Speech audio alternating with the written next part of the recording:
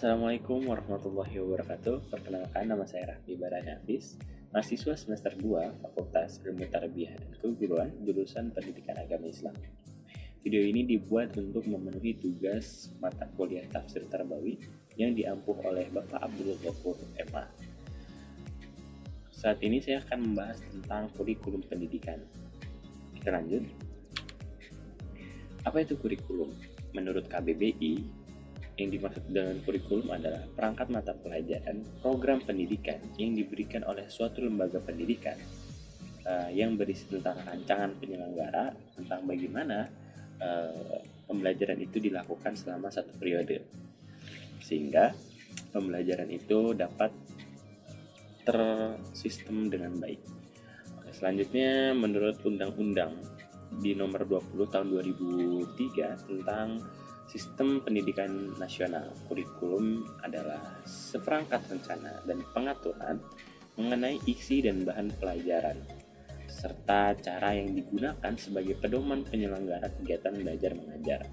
Pada intinya adalah, kurikulum merupakan sebuah sistem yang diciptakan untuk memaksimalkan sistem pembelajaran itu menjadi lebih efektif, sehingga mudah untuk mencapai segala target atau tujuan-tujuan yang diinginkan. Selanjutnya kita masuk kepada Al-Quran dan terjemahannya daripada surat Al-Ghasyiyah ayat 17 hingga 21. A'udzu billahi minasyaitonir rajim. Afala yanzuruna ilal ibli kaifa khuliqat wa ilal samai kaifa rufi'at وإلى الجبال كيف نصبت وإلى الأرض كيف سطحت فذكر إنما أنت مذكر. Sadaqallahul Azim. Yang artinya, tidakkah mereka memperhatikan unta, bagaimana ia diciptakan, bagaimana langit ditinggikan, bagaimana gunung-gunung ditegakkan, bagaimana pula bumi dihamparkan? Maka berilah peringatan, karena sesungguhnya engkau, wahai Nabi Muhammad, hanyalah pemberi peringatan. Selanjutnya, kita akan masuk kepada tafsir mufradat daripada surat Al-Ghasyiyah. Kita mengambil hanya satu mufradat saja, yaitu pada kata ilah, yang dilanjutkan dengan kata-kata yang durun, yang artinya perhatikan. Kenapa? Ternyata dari sini kita harus melihat atau memandang atau memperhatikan satu benda, sehingga dari perhatian itu kita dapat mengambil hikmah atau mengambil pembelajaran dari apa yang kita lihat. Yang dimaksud di sini adalah unta. Jadi kita disuruh untuk melihat bagaimana unta ini diciptakan, sehingga ketika kita melihat secara keseluruhan bagaimana unta itu, maka kita mendapat faidah, kita mendapat pembelajaran bahwa unta merupakan hewan yang tidak sewajarnya karena memiliki banyak kelebihan. Kita masuk pada tafsir ayat Al-Ghasyiyah. Pada ayat afala yanzuruna ilal ibili kaifa khuliqat. Nah, pada ayat ini kita disuruh untuk memperhatikan ibil atau unta itu bagaimana diciptakan. Dan kenapa sih ayat Al-Quran ini menyebut hewan unta, kenapa tidak hewan lainnya? Ternyata memang unta ini merupakan hewan yang hampir seluruh bangsa Arab dulu memelihara hewan itu, hewan unta ini.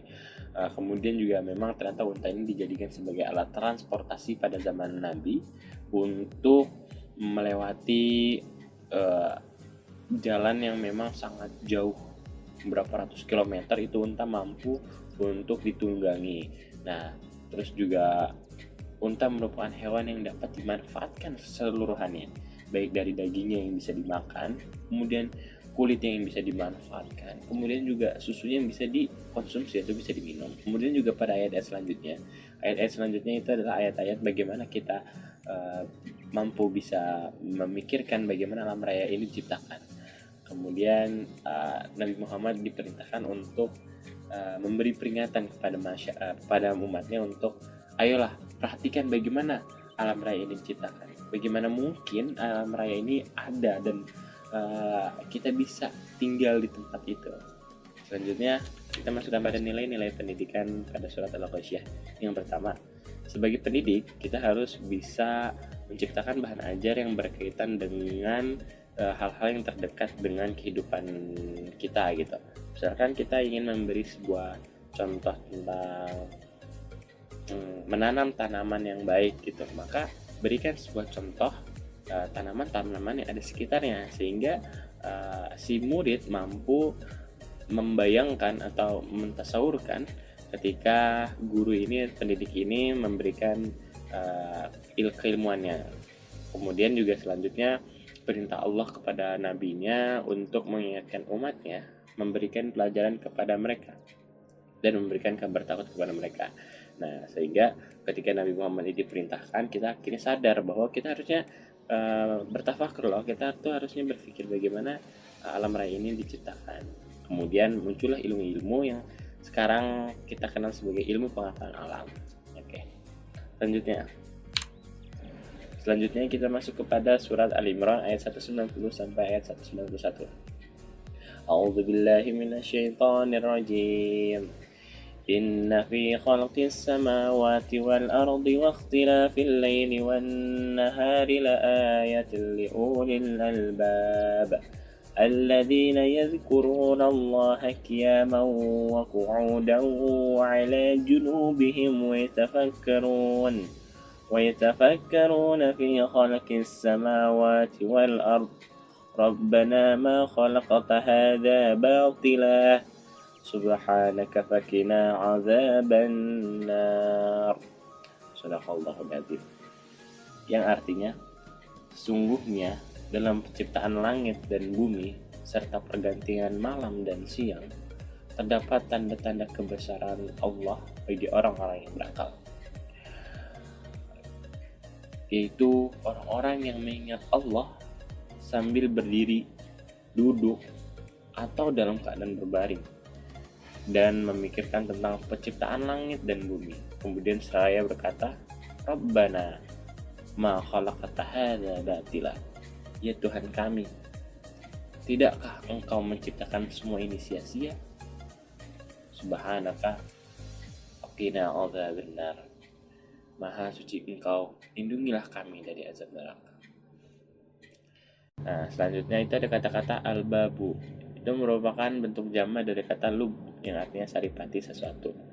Misalkan kacang. Nah, kacang ini kan memiliki kulit.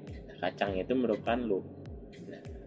Ulul albab adalah orang-orang yang memiliki akal murni yang tidak diselubungi oleh kulit.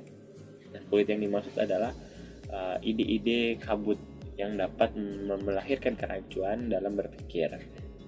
Nah, itu ulul albab itu tidak pernah atau tidak ada hal-hal yang membuat keraguan itu muncul. Kemudian perkataan ada juga menurut Ki Haji Lukman Hakim yang merupakan pakar tasawuf mengatakan bahwa loop ini merupakan bagian pertama. Loop ini merupakan menyamai seluruh proses zikir sampai pikir. Loop adalah aktivasi sir atau rahasia kita.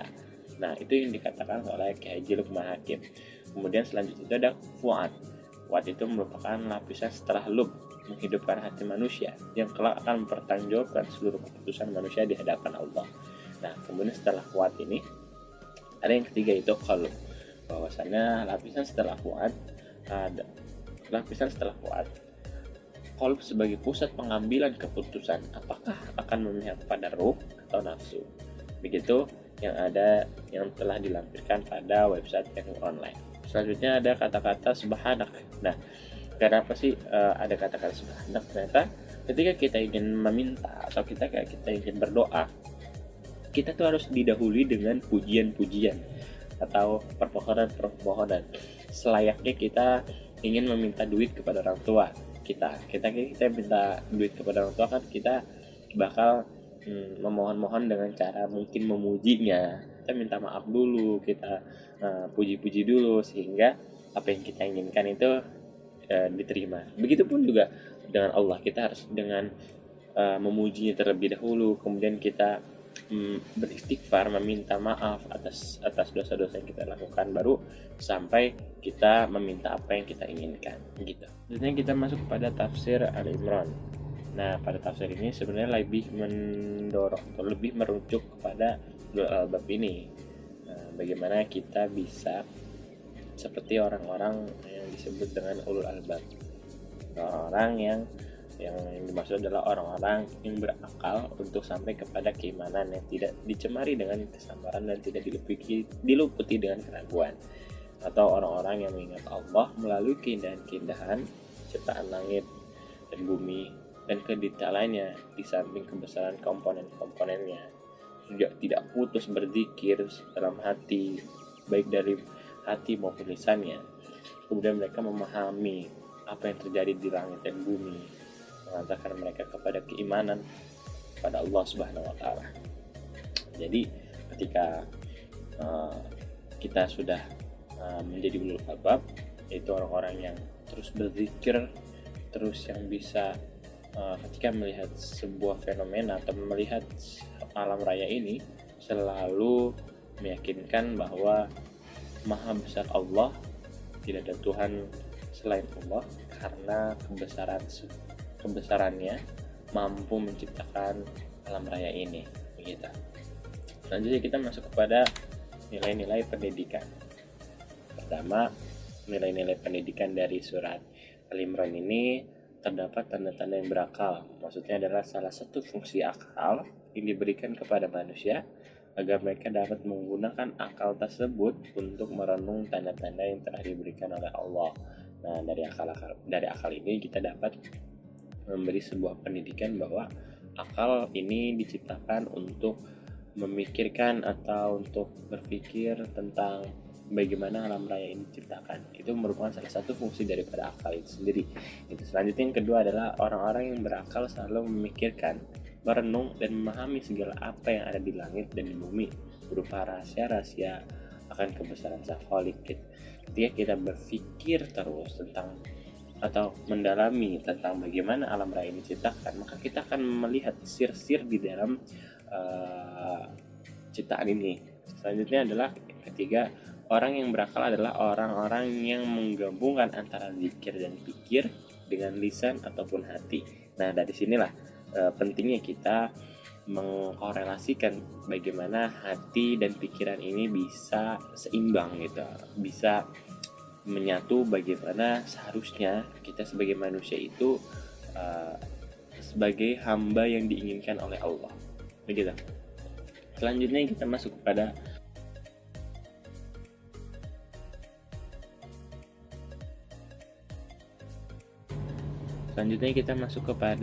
tafsir ayat Az-Zariyat. Nah, tafsir yang pertama itu terdapat berbagai tanda yang menunjukkan keagungan penciptaannya dan kekuasaannya yang sangat jelas. Nah, di sini kita tuh benar-benar disuruh untuk melihat bagaimana kekuasaan Tuhan itu muncul atau ada gitu. Bagaimana tumbuhan itu diciptakan, binatang, hamparan bumi, alam raya ini seperti di dalamnya ada gunung, tanah kosong, sungai, lautan, atau bahkan lain-lainnya. Nah, kemudian juga kita disuruh untuk berpikir bahwa dirinya diciptakan untuk semata-mata untuk beribadah, liyak budun, ya, agar memang kita diciptakan untuk beribadah kepada Allah Subhanahu wa Ta'ala. Nah, dan salah satunya beribadah adalah bertafakur itu, memikirkan tentang alam raya ini. Kemudian muncullah iman-iman yang ada pada dirinya. Selanjutnya itu kita masuk kepada nilai-nilai pendidikan Az-Zariyat.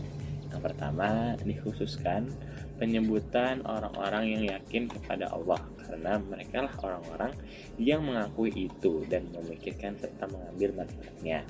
Nah, yang kedua juga dengan menggunakan akal, manusia dapat menyimpulkan Sang Pencipta apa-apa yang dibawakan oleh para rasulnya kepada kalian adalah benar, serta tidak ada keraguan dan kesangsian padanya. Ketika itu di bumi ini terdapat banyak bukti jelas yang dapat menghantarkan kepada keyakinan bagi orang yang mau yakin dengan menempuh cara untuk meraihnya, yaitu menggunakan akal dan kalbunya. Sama tentang bahwa kita harus mensinkronkan tentang bagaimana kalbu dan hati ini bisa bekerja sama, sehingga ketika kita melihat atau memperhatikan sebuah alam raya ini, langsung muncul bahwa yang kita lihat ini merupakan kebesaran Tuhan, yang kita lihat ini merupakan keagungan Tuhan, bahwa Tuhan mampu, bahwa Allah mampu untuk menciptakan hal-hal yang memang sepertinya di luar logika manusia.